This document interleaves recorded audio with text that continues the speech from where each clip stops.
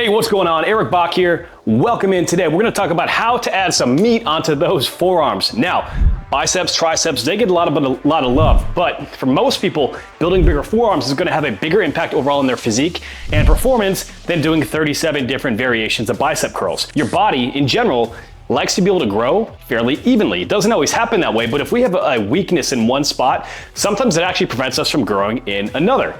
Now, don't tell that to the guys who only train arms, have never trained calves or legs in their life. Like, that's a different story, as you can see in this photo.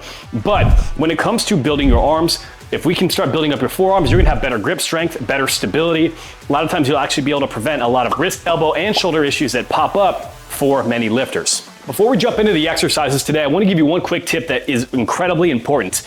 When it comes to building your forearms, one of the best things you can actually do is increase your pulling volume, meaning whenever you're coming in the gym, do some type of pulling posterior chain exercise, ideally a horizontal pull. For the vast majority of people, we've had imbalanced training where we have kyphotic, internally rotated posture, which predisposes us both to injuries and it looks like shit. Of course, we don't want that, especially when we are out here to look great naked. So when we can start to add in different variations of face pulls, of band pull-aparts, even inverted rows on a regular basis, yes, we're gonna help improve that posture, improve our upper back and shoulders, but by addition, that pulling volume is gonna create some additional stimulus directly in your forearms.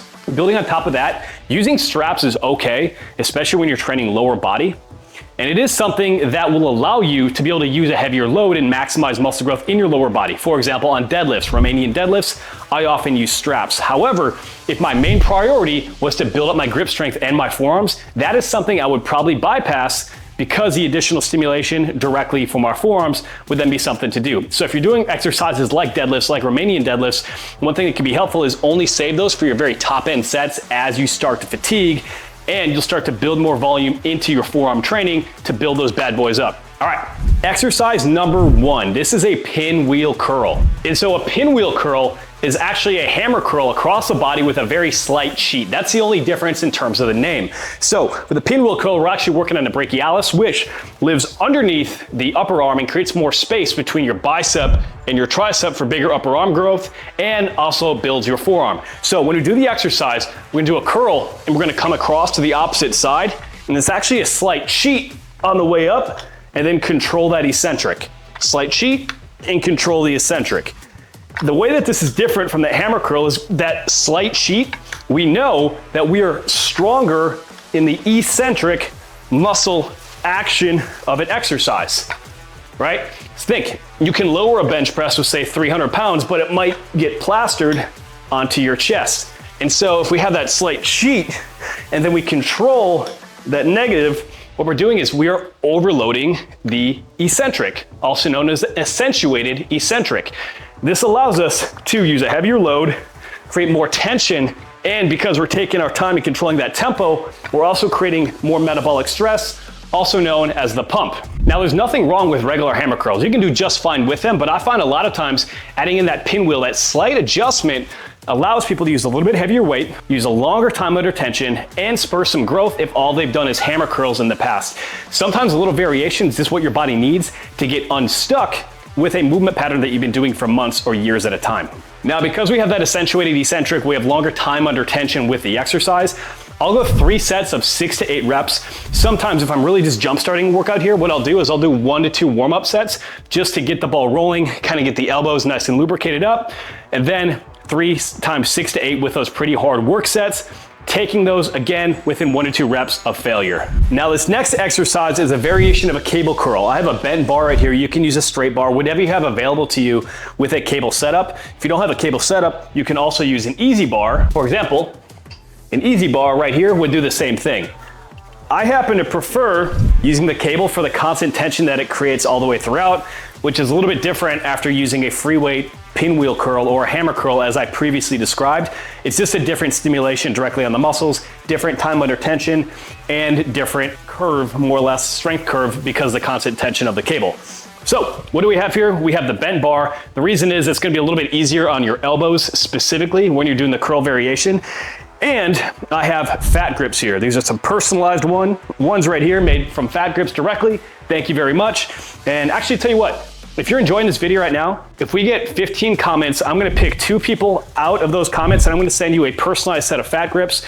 Drop a comment below and I will reach out, find your contact information, and we will go from there. Anyway, that said, what the fat grips do is they open up your grip and forces you to actually have a harder grip when you're going through.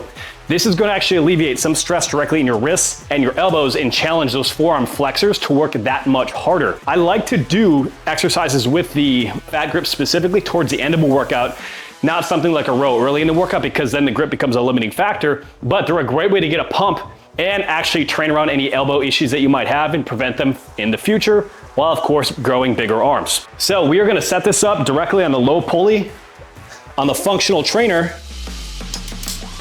Use a double overhand grip.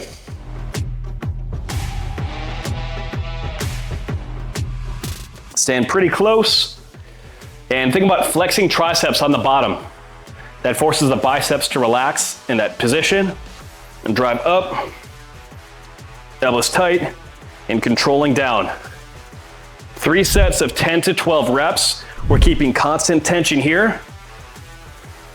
One of the biggest things that can make your forearms grow, a longer time under tension, and more training volume. So, higher rep sets, slower tempo are your friend. So there you have it, the fat grip reverse cable curl. You can use an easy bar, you can use straight bar if you have to, but I much prefer using the easy bar with a fat grip. If you don't have fat grips available for you, Grip Force makes a great product. You can probably find more knockoffs directly on Amazon. I like to use the ones that have been around for a while with the fat grips. You can also even use a towel to mimic that fat grip stimulation. Biggest thing is don't go too heavy. We want to be able to maintain that wrist position when we're curling up, not get to the point where we're flexing the wrist and no longer having as much stimulation directly on the forearms. Final exercise I like to focus on is the 2-minute farmer walk. Yes, it's just as sexy as it sounds. But we talk about mechanical tension, heavy weight, full range of motion. We talk about metabolic stress, creating that pump. Well, in this case, having 2 minutes of time under tension, holding weight is gonna provide a ton of stimulus directly to your forearms, but also your traps, your upper back, your rear delts, and provide a great core stimulation all the way through. One of the cool things when you're doing a farmer's walk is every single step that you take is actually dynamically stabilizing your hip, which forces all of the stabilizers, all of the muscles around your core that kind of act strut on a support bridge to stabilize your spine directly and prevent any lateral flexion, forward flexion all the way through. So when we start to add this time component of going 2 minutes, then we are having a ton of stress on a lot of different muscles that are gonna help you grow. Sometimes what I'll do is I'll pick up plates that are 45 pounds with a little handle, and I will just go for a walk for 2 minutes, a minute down, a minute back, and make sure that the timer runs out completely, or just grabbing dumbbells. For men, I recommend about 45 pounds on this the first time you do it, just as a gauge. You go 2 minutes and then have a 2-minute long rest. For women, start with about 25 pounds, 2 minutes, and go from there.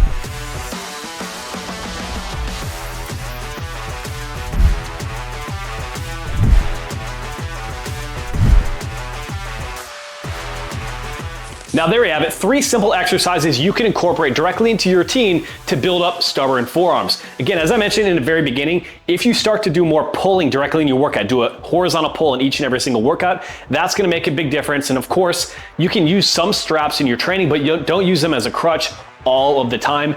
I would save them for your very top end sets when you need them. Now, if you want more content directly like this and you're finding a lot of value direct from the channel, please do me a huge favor. Drop me a thumbs up, drop me a comment to let me know that you're getting value here. And if you want to see me hit another muscle group next, all you got to do is leave a comment below and I'll make it happen. All right, until the next time, this is Eric Bach signing off. Success comes down to the ruthless execution of the basics. Guys, you don't need all the complicated bullshit that you see on social media. You need a simple, straightforward plan and to execute it consistently. Did you find this helpful? If so, pound that like button and hit subscribe. Now, if you want a free copy of our Chiseled Muscle Cheat Sheet, the no BS way to help you lose body fat and build lean muscle in 90 days, make sure that you go to the description below and download your free copy. Any questions? Drop them in the comments and can't wait to see you with the next video.